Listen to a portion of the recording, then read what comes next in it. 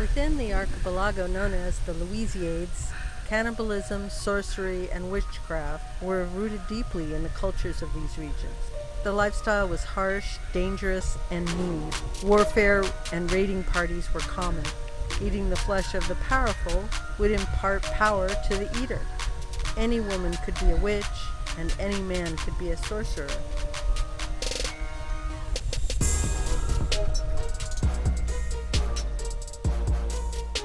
This is the story of our journey to the ancestral home of the Massim and to visit their sacred ground.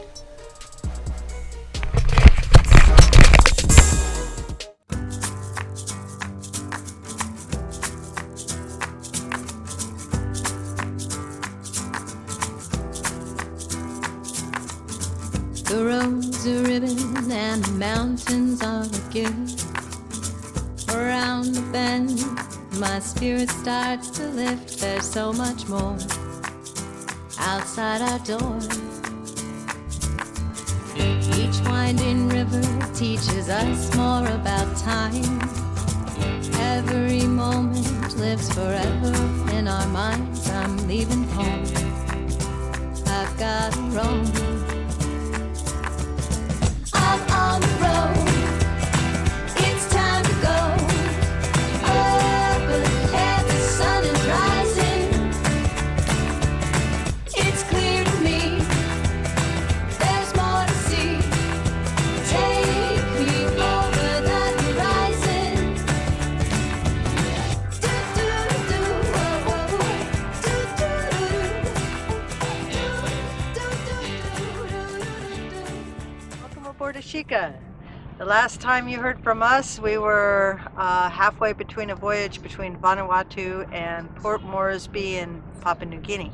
That trip, I lost all the footage. I lost a camera and a camera card and a storage drive from failure. But my failure was that I didn't have a backup. I got some recovery software and was able to recover part of the trip. And I think it's the most fun and interesting part of that trip. So I decided to go ahead and put together a rather limited video, but some of the most epic scenery I've ever experienced. So I hope you enjoy it too. Our last video was about our journey from Vanuatu via a sail-busting storm and an unplanned diversion to fix said busted sails in a remote anchorage in the Solomon Islands.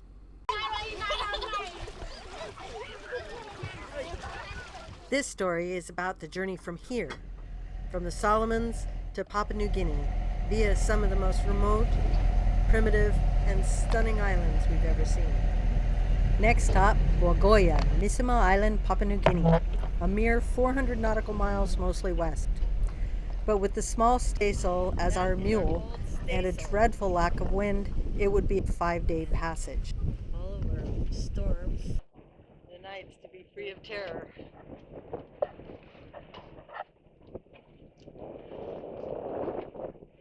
Nice job, Captain.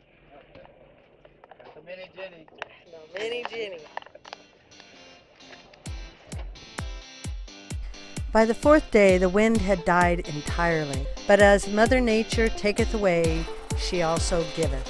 And we landed our favorite fish of all, the Spanish mackerel. On the 5th and final day of our journey into Bogoya, the sun came out, the wind filled in, and we flew between the goalposts of the bay.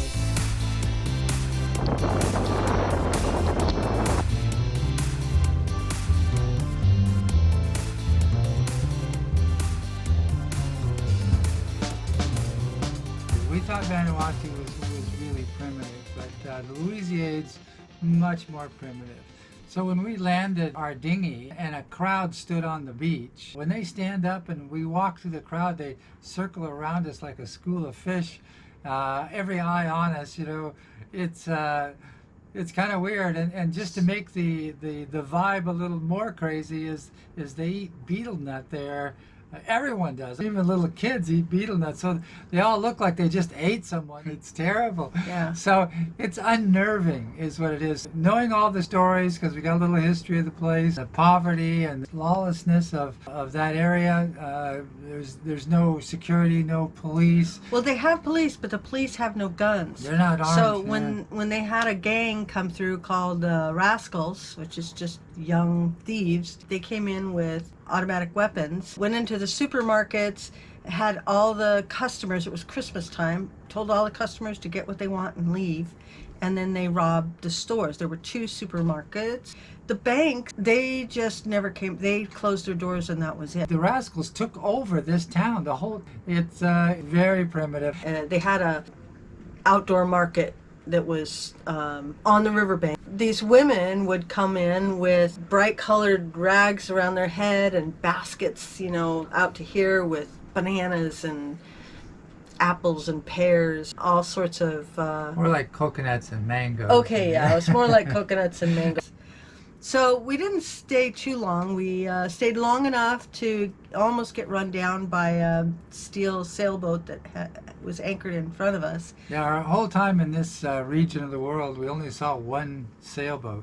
And he's like a 40-ton steel boat that belonged to a missionary. But he changed his anchor one evening, and at 3 o'clock that morning, he dragged down on us, and we had quite an adventure with all of... Dois saved this one kid's life. A couple of locals that were working for the guy and sleeping on his boat had jumped in his dinghy and were out there trying to catch the anchor, but the anchor had caught our anchor first and was holding this guy under. And so Dois quickly pulled out our anchor out of the mud, so we're now both of us are floating free, but the kid had time to get out from underneath that mess. I didn't just pull it up. My old back doesn't do that anymore, but I pressed the button that's made the windlass pick it up. So we got still it. Sharp.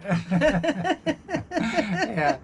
And eventually we sorted it all out. Yeah, nobody died. Nobody died. That was the... but we did figure that this is probably not the best place for us, so we just wanted to get some fuel and food and keep going. We had a good anchorage at Motorina, and then a woman came out and invited us to a feast, and invited us to come early, and we could witness the killing of the pigs.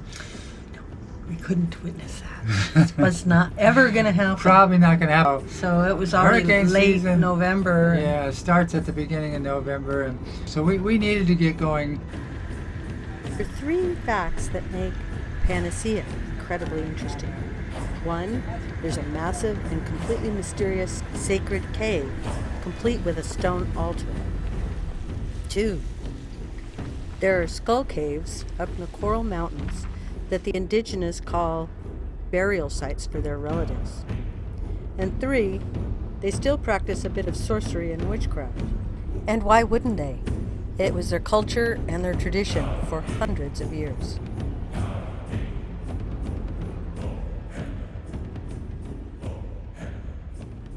These are actual boat tracks, and I'm going to confess right now that I was at the helm, and we were damned lucky we did not hit that reef. So close.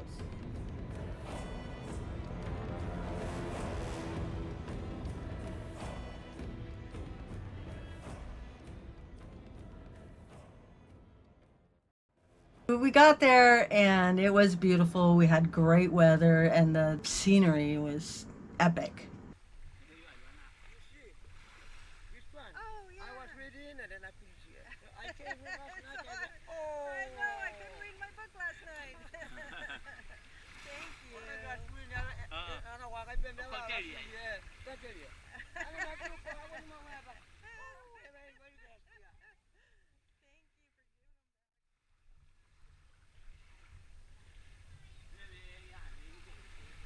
Hi, my name is Lauri. Oh, my name is Namu.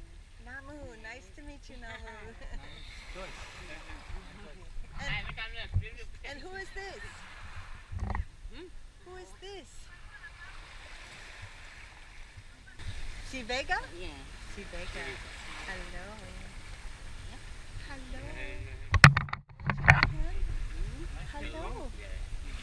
We heard that there was a cave that we wanted to go to, so when the village elder came out to the boat, we asked him, could we get a guide to that cave? And he says, oh yeah. So that was the plan. Yeah, there was two ways to get there. One, climb over the mountains. This island raised out of the water, like, you know, several hundred feet straight up, you know, and It's all it was coral. all coral or rock faces. And I don't know how you'd climb up it without a piton or something. But When you look at the map, though, you can see there are paths, sort of, over the mountain. yeah, from space it looks pretty easy, but where we were, it looked straight up in the air. The other way, of course, was to go by boat, and so we got the kayaks down. It looked like about a 3-mile paddle. It didn't look too bad, except it's open ocean for a lot of it, and the currents run strong there, and tides run strong, so it turned out to be like a 20-mile paddle. Certainly felt like a Difficult 20-mile paddle because we were going, when we headed out there, our guide was late. By the time we got about halfway there, the tide had turned. And by the time we got all the way there, it was about a mile and a half to the end of the tip that we had to go around. Yeah, it was a pass. There was another small island just off the tip, and the little pass that we had to go through was shallow with a tide change. Nice day. Nice day, yeah. It's gonna be alright. Oh, good. I believe it. Let's go. Okay.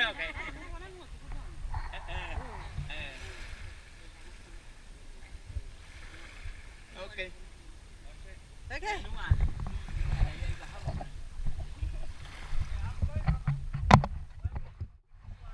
Okay.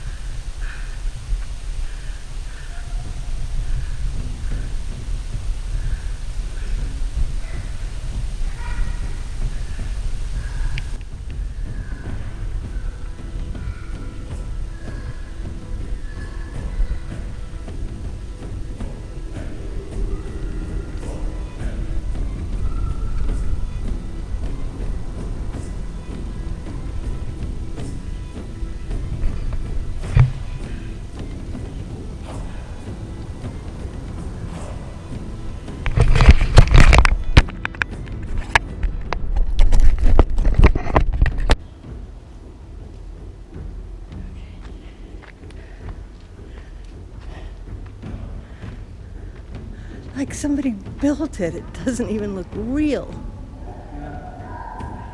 I think we're at Disneyland.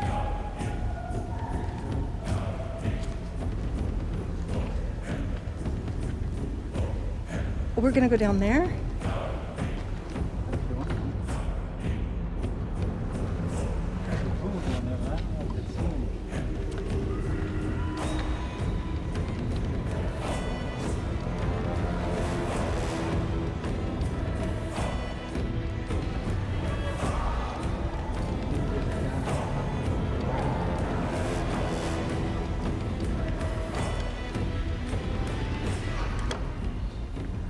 Wow.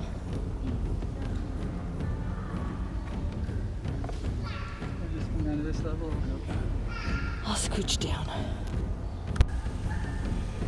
don't think I want to go swimming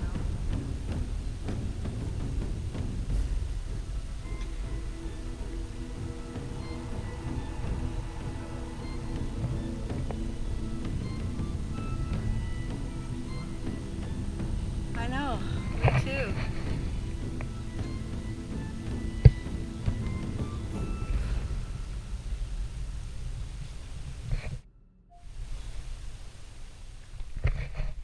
On top of the rock, the box. Esti? Eski.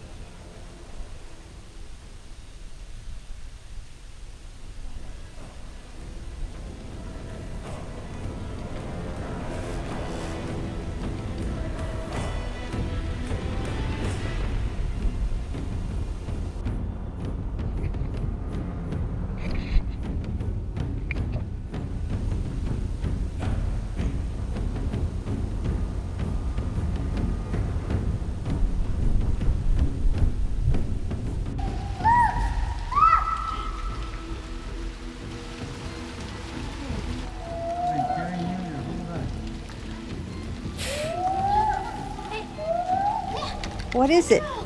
What is it?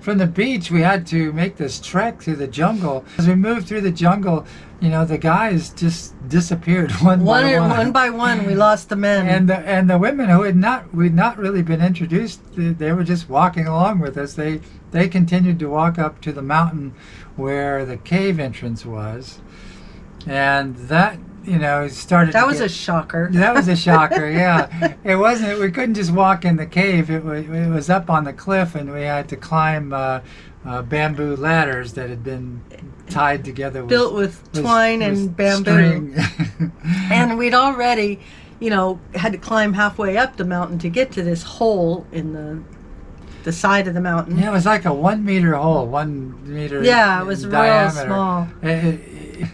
But seriously, the rungs of this were like 30 inches apart. Now, that's about as long as my legs are. And trying to get up that after having killed myself coming up that mountain, yeah, it was an experience. Yeah, and the hole is so small, you're standing on one ladder and you stick your foot through onto another ladder. Yeah. Now, this one is like 20 feet down. Yeah, and so then you put your head between your knees and you go through the hole, and then you climb down the ladders. And the 20 feet down she's talking about is just to the footing, and then because the cave drops in another 200 feet down. At least. Yeah. How was it when you climbed down to the pool? And I remember the journey to the center of the earth, but it's like a movie set. You know, there's it's a cathedral style cave. The sun comes in a hole, a chimney up at the top.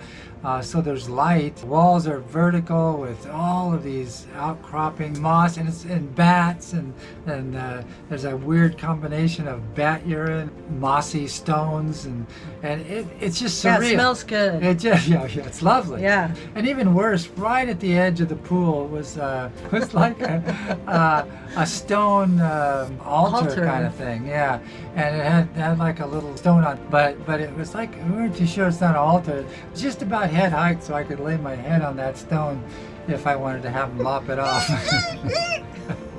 Yeah, so we went down there, and it's very spooky, and it has Well, all that's of why I was these wondering strange... how the it looked like you were climbing vertical when you get. See, I didn't go down. It was like, no, not going to do that Yeah. either.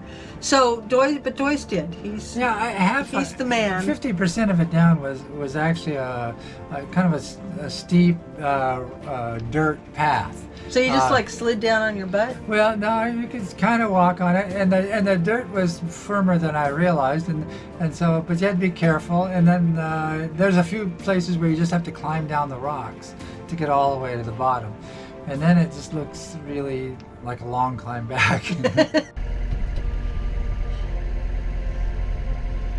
So we just left Panasia. Yay.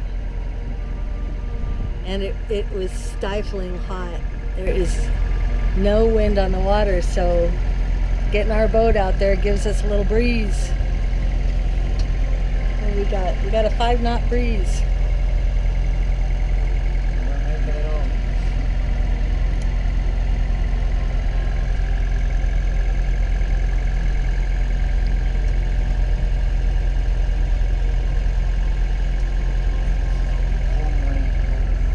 This is Cormorant Pass.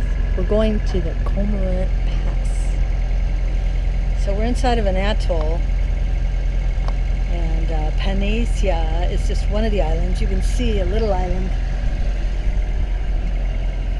off there. Nobody seems to know what the name of it is. Another one here, and there's reefs off of both of them, so we're going down the middle of those reefs.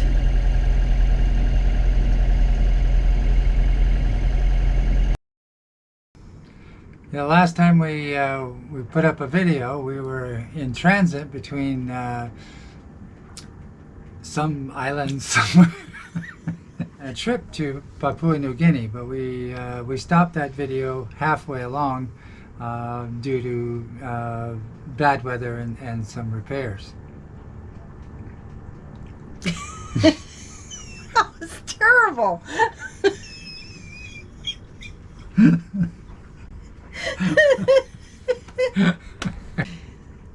Hi, and welcome aboard Ashika.